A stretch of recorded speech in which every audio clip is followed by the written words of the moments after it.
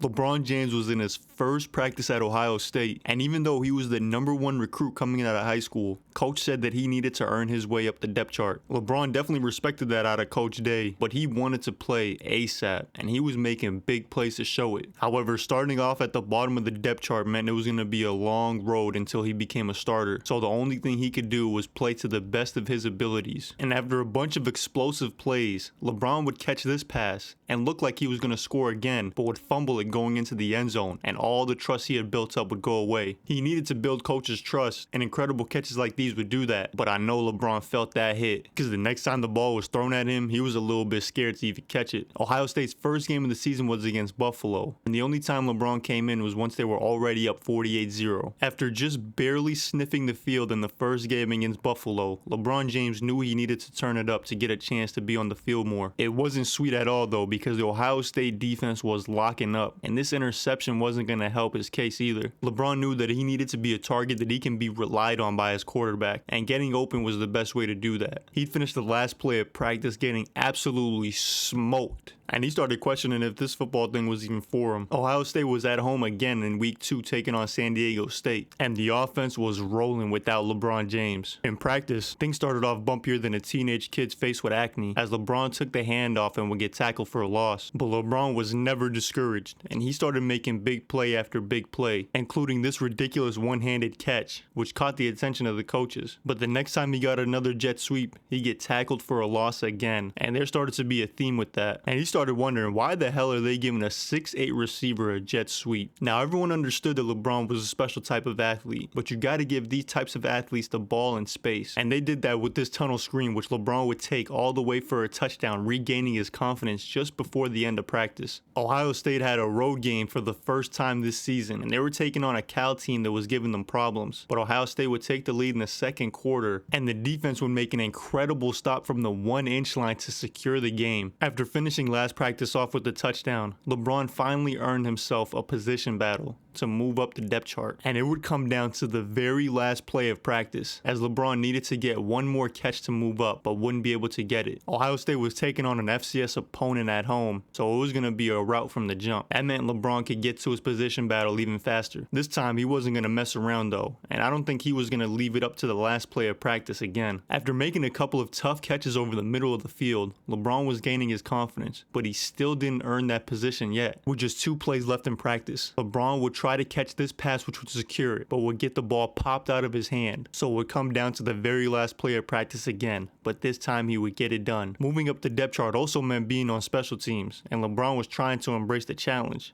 but he wasn't a natural tackler. Ohio State's offense kept producing, and the next time LeBron was on kickoff, he'd get absolutely pancaked, but somehow ended up in the play. Ohio State extended their lead in the third quarter to 2 touchdowns, but by the fourth, Wisconsin needed a touchdown to tie it, but couldn't convert this 4th down. Being back at practice, LeBron just kept finding his way into the openings of the defense, and the more he produced in practice, the faster he had a chance to get into the next position battle. So he just kept his head down and kept grinding, and he wasn't going to complain about playing time yet. Ohio State would go on the road, this time taking on Northwestern in the cold, and it was easy to see why LeBron wasn't really needed in that receiver room, with guys like Marvin Harrison Jr. and JSN. But damn, you would think a 6'8" receiver who had a 40+ inch vert was going to be some type of value. And I think the coaches heard me, because the next time Ohio State was at the goal line, LeBron would catch his first touchdown of his career. That first touchdown of his career would motivate LeBron even more in practice, as he started doing ridiculous things on the field. It looked like he was going to sign a Kit Kat NIL deal the way he was breaking dudes, and his confidence was slowly growing and growing. You could say his confidence was a grower, not a shower. He finished off this practice strongly, which put him in a great spot. He would earn another position battle, this time for the #4 receiver spot, and he started it off real strong. The momentum from the first play would help propel him to a great practice, and he was inching his way up. LeBron was still technically a raw football player, but his confidence was growing play after play, and this position battle was going to boost it up even more, because it didn't take until the very last play of practice to get it done, as he'd be able to secure the #4 receiver spot. LeBron got absolutely boomsticked on this kickoff, but would get right back up and make the play. And he'd return the favor in the fourth quarter as they go on to beat Iowa. The next week, Ohio State was at home taking on Penn State, and this time they were the #1 team in the country. They would trust LeBron on 3rd and 6, but he wouldn't be able to come up with it, and they'd have to settle for a field goal. Penn State would end up scoring the go-ahead touchdown, as Ohio State would have their first loss of the season, and LeBron put that loss on himself, and he started to go crazy in practice. He started using his entire 6'8", almost 250-pound frame as he was running through dudes and making ridiculous catches. With just a few weeks left in the season, this Ohio State team was 7-1, and this untimely loss was going to put them in jeopardy of missing the playoffs. Everyone knows if you're going to lose, it's better to lose earlier in the season because the playoff committee is a little bit more forgiving then. But all LeBron could do was continue to work on his craft, as this hitch and go would go for a touchdown, boosting his confidence with the coaches. Ohio State was now #9 in the country, and the offense was back to their usual self. But LeBron wasn't getting a lot of playing time at receiver and was on kickoff for the majority of the game, as Ohio State would lose another game, this time to Purdue. LeBron would start this practice off with one of the craziest plays I've ever seen in my life, as he'd stay on the back of the defender and get right back up and score the touchdown. It didn't feel like these types of freaky plays were a coincidence, because they were only happening to LeBron, and ridiculous sideline catches like this one would secure his chance to go and compete for the #3 receiver spot. And after a slow start to the practice, LeBron would start to turn it up, completing deep catches and making guys miss, going all the way down to the goal line. His signature hitch and go would come into play again, and CJ Stroud would find the big time receiver. Another couple big time catches would secure the #3 receiving spot for LeBron James, and that meant being on the field a lot more, as he was now technically a starter. After becoming the #1 team in the country, Ohio State would go on to lose 2 straight games, but LeBron James was finally on the offense, and he was contributing in a big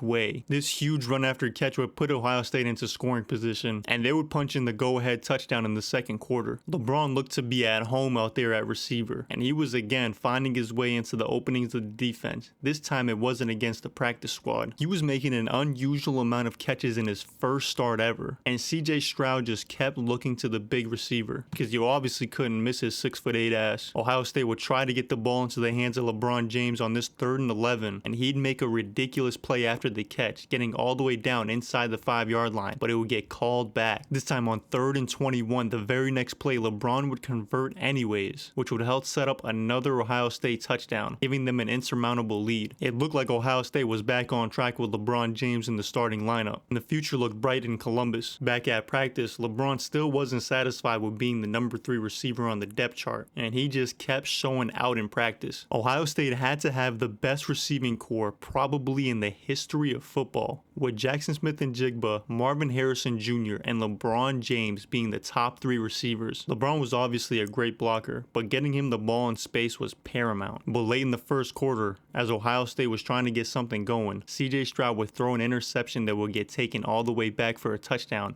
and 2-8 Indiana was up on Ohio State early on. LeBron really needed to turn it up and put things in his own hands. He would catch this pass and get the first down, but unfortunately it didn't come to anything. And after being down 14-3, LeBron would run this wheel route for the touchdown, making this game a bit more manageable. And in the fourth quarter, CJ Stroud on 3rd and 3 would find his receiver for an incredible catch to win it. LeBron was in another position battle, this time against Marvin Harrison Jr. for the #2 receiving position, but you know it wasn't going to be a walk in the park, and he wasn't going to be able to secure it before the biggest game of the year against Michigan. Ohio State found themselves down 10-0 in the first quarter, but this 3rd and 6 conversion by Braun would help spark this touchdown drive to keep this game close. The Ohio State defense was having trouble bottling up Blake Corum, as he would have an incredible run for the touchdown, and the next time Ohio State touched the ball just before the half, Michigan would intercept it and converted into more points. At this point in the second half, Ohio State was down by 21, but this long touchdown catch by LeBron, the longest of his career, would bring it back to 14. And with the game in the balance, CJ Stroud was looking for LeBron, but the Michigan defender made an incredible stop. With 22 seconds left in the game, Ohio State needed to go over 50 yards to score the touchdown, but CJ Stroud just kept looking for LeBron. But unfortunately, Ohio State would run out of time as Michigan would pull off the upset. LeBron would finally put his foot down down in the next position battle against Marvin Harrison, and he'd become the number 2 receiver on the team, just in time for the bowl game against Ole Miss, a really good SEC opponent, regardless of what their record showed. Ohio State trusted LeBron and CJ Stroud on 4th and inches, and that conversion would help set up this pass that would go all the way down inside the 10-yard line to put the first touchdown on the board a couple plays later. Ohio State would start with the ball, this time backed up inside their own 10-yard line, but LeBron would convert a big 3rd down, and on the very next 3rd down, he would convert again. Even though LeBron wasn't being rewarded with touchdowns for his great efforts, Ohio State was winning, and that's all he cared about. And after establishing himself as CJ Stroud's favorite target, of course he was eventually going to get rewarded, even though it wouldn't be on that long play there. But the very next play, CJ Stroud would look over the middle and complete the touchdown to LeBron, as Ohio State would go on to win the underwhelming Music City Bowl, but LeBron was just getting started.